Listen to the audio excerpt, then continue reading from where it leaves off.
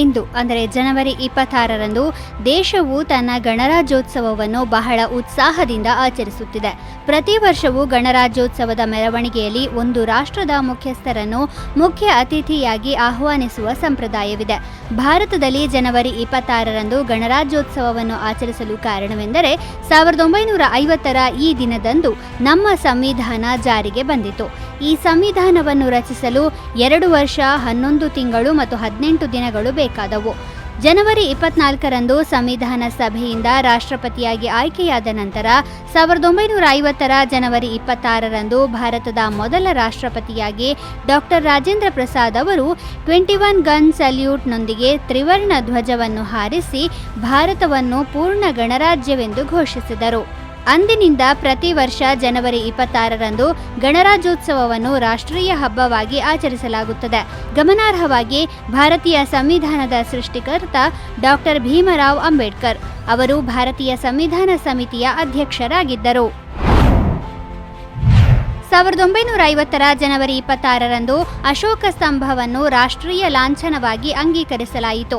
ಈ ಚಿಹ್ನೆಯನ್ನು ಮೌರ್ಯ ಚಕ್ರವರ್ತಿ ಅಶೋಕನು ಸಾರನಾಥದಲ್ಲಿ ನಿರ್ಮಿಸಿದ ಸ್ತಂಭದಿಂದ ತೆಗೆದುಕೊಳ್ಳಲಾಗಿದೆ. ಈ ಚಿಹ್ನೆಯ ಮೇಲೆ ದೇವನಾಗರಿ ಲಿಪಿಯಲ್ಲಿ ಸತ್ಯಮೇವ ಜಯತೆ ಎಂದು ಬರೆಯಲಾಗಿದೆ. ಅಂದರೆ ಸತ್ಯ ಯಾವಾಗಲೂ ಗೆಲ್ಲುತ್ತದೆ ಎಂದರ್ಥ.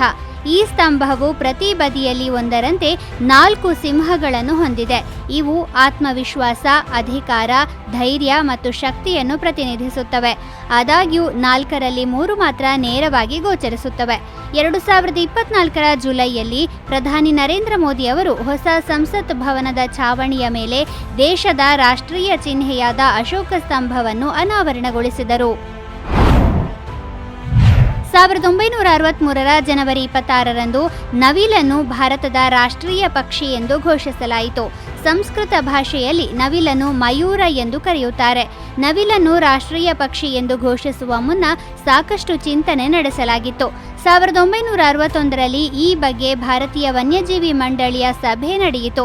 ಇದರಲ್ಲಿ ಯಾವುದನ್ನು ರಾಷ್ಟ್ರೀಯ ಪಕ್ಷಿ ಎಂದು ಘೋಷಿಸಲಾಗುತ್ತದೋ ಅದು ದೇಶದ ಎಲ್ಲ ಭಾಗಗಳಲ್ಲೂ ಇರಬೇಕೆಂದು ಪರಿಗಣಿಸಲಾಗಿತ್ತು. ಅಲ್ಲದೆ ರಾಷ್ಟ್ರೀಯ ಪಕ್ಷಿಯು ಭಾರತೀಯ ಸಂಸ್ಕೃತಿ ಮತ್ತು ಸಂಪ್ರದಾಯದೊಂದಿಗೆ ಸಂಪೂರ್ಣವಾಗಿ ಸಂಬಂಧ ಹೊಂದಿರಬೇಕು ಎಂಬ ಆಶಯವೂ ಇತ್ತು.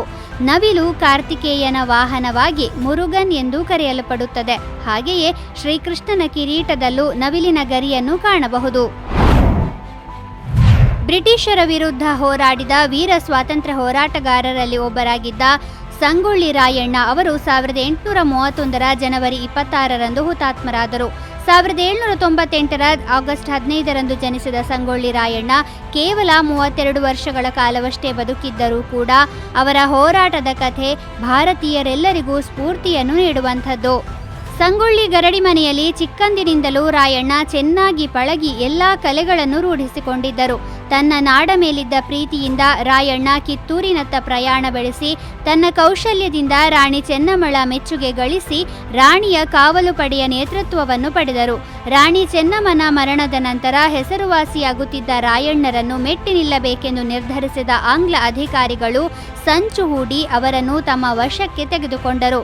ಕೊನೆಗೆ 1831ರ ಜನವರಿ 26ರಂದು ಬೆಳಗಾವಿ ಜಿಲ್ಲೆಯ ಖಾನಾಪುರ ತಾಲೂಕಿನ ನಂದಗಡ ಗ್ರಾಮದಲ್ಲಿ ಅವರನ್ನು ನೇಣಿಗೇರಿಸಲಾಯಿತು.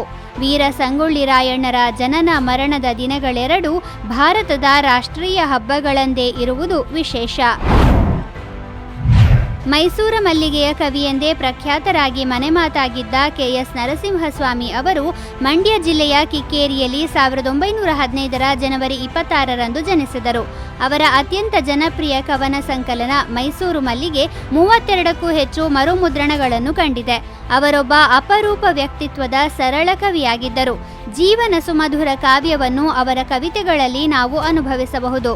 ರಾಯರು ಬಂದರು ಮಾವನ ಮನೆಗೆ, ಹೆಂಡತಿಯೊಬ್ಬಳು ಮನೆಯೊಳಗಿದ್ದರೆ ನಾನು ಒಬ್ಬ ಸಿಪಾಯಿ, ಶಾನುಭೋಗರ ಮಗಳು ಮುಂತಾದವೆಲ್ಲ ಅವರು ಬರೆದ ಸುಪ್ರಸಿದ್ಧ ಕವಿತೆಗಳು. ಅವರಿಗೆ ಮಾಸ್ತಿ ಪ್ರಶಸ್ತಿ, ಪಂಪ ಪ್ರಶಸ್ತಿ, ಗೋರೂರು ಪ್ರಶಸ್ತಿ ಸೇರಿದಂತೆ ಅನೇಕ ಪ್ರಶಸ್ತಿ ಗೌರವಗಳು ಲಭಿಸಿದ್ದವು.